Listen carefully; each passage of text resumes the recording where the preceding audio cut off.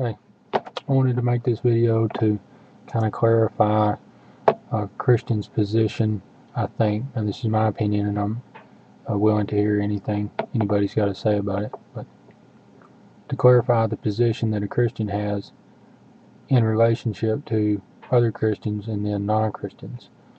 And this has come up due to me trying to figure out really how I should deal with non-Christians, in the sense that I don't want to be ugly to them, but I don't want to condone their rejection of the Lord, because that's going to cost them an eternity's separation from their Maker, which, even though they don't realize it now, is going to be hell. Now just go ahead and get started on this deal. Jesus says in Matthew 12, verse 30, "Whoever is not with me is against me, and whoever does not gather with me scatters." Okay, and when he says you're against me, that means that you're his enemy. If you're not with him, if you're against him, you're his enemy. And that would be like if you're a non-Christian. To add to this idea a little, I think this next quote from Jesus explains why some people say the things they do here on YouTube and other places, and what will be the end result of their careless language. Matthew 12:34, just down the page a little. "You brood of vipers," and this is the Pharisees that had him crucified, basically. "How can you speak good when you are evil? For out of the abundance of the heart the mouth speaks. The good person out of his good treasure brings forth good, and the evil person out of his evil treasure brings forth evil. I tell you, on the day of judgment, people will give account for every careless word they speak. For by your words you will be justified, and by your words you will be condemned." Okay, so we see that the non-Christian is against Jesus. Alright, so I'll draw a little parallel here. In the same way that if you're a Christian, you're a friend of Jesus, you're a friend of mine.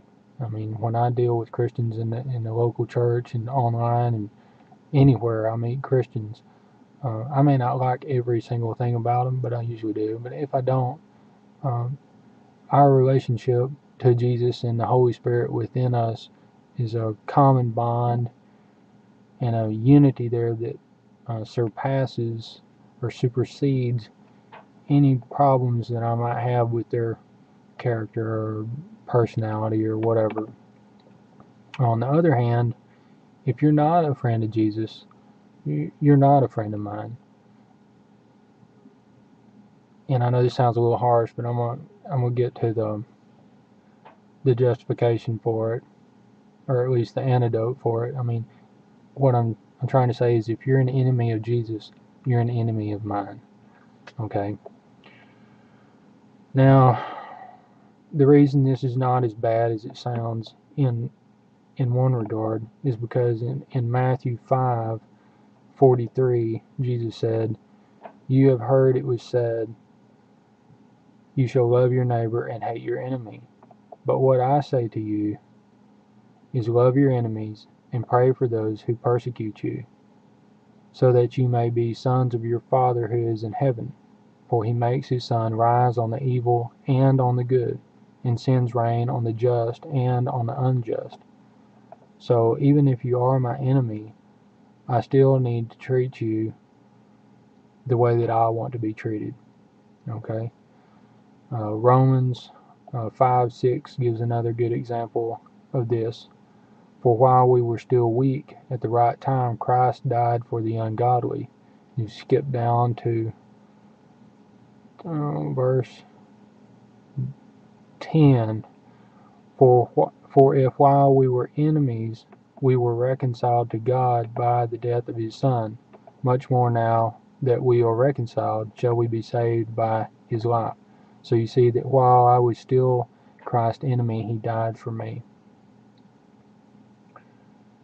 Okay, so what do I do to demonstrate my love to my enemies?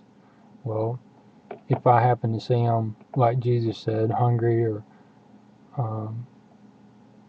needing some physical necessity, I provide that for them, for starters.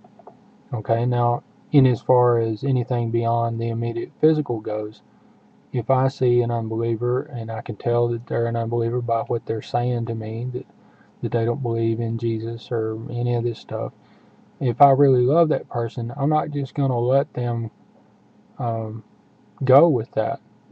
This modern idea of love being like kindness, in a way that you would live and let live, this attitude of tolerance and accept everybody for what they are and everything. That doesn't fly with Jesus or Christianity, which is people trying to follow Jesus and be like him.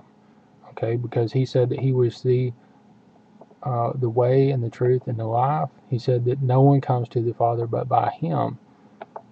So if I really love somebody, I'm not just going to let them go on thinking that their religion, whatever it is, if they're a Hindu, Buddhist, Muslim, or if they're one of these atheists that believes in evolution, I guess you could call them an evolutionist, or they believe in evolutionism.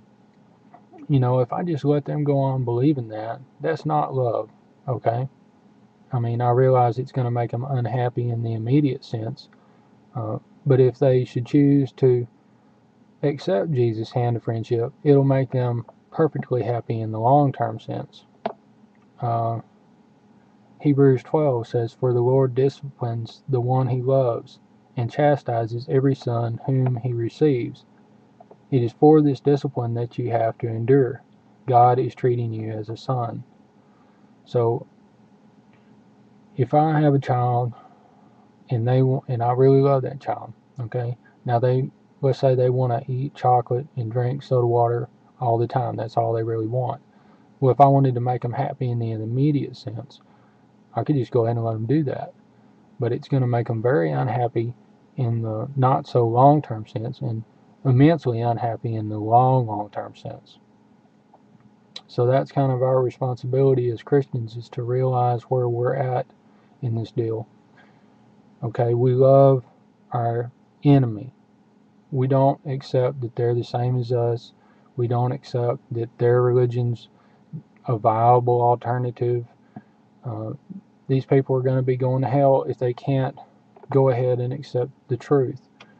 And especially in America, where there's a church on every corner, and we're swimming in Bibles here, and there's all kind of information online where people could learn more about Jesus if they chose to do so. There's sure not going to be a whole lot of excuses that are going to be viable for somebody that grew up in this culture. And to end on a note, I guess I would say, as time goes on, I think it'll be more apparent that Christians are actually enemies with the rest of the world, what Jesus called it, the world, because the world's going to start really persecuting Christians even more than it is now, to the point that it'll be quite obvious that Christians are the enemy of the world. But even at that time, we are going to need to love them just as Jesus commanded us, because he said, "If you love me, you will obey me." So God bless you all. Thank you.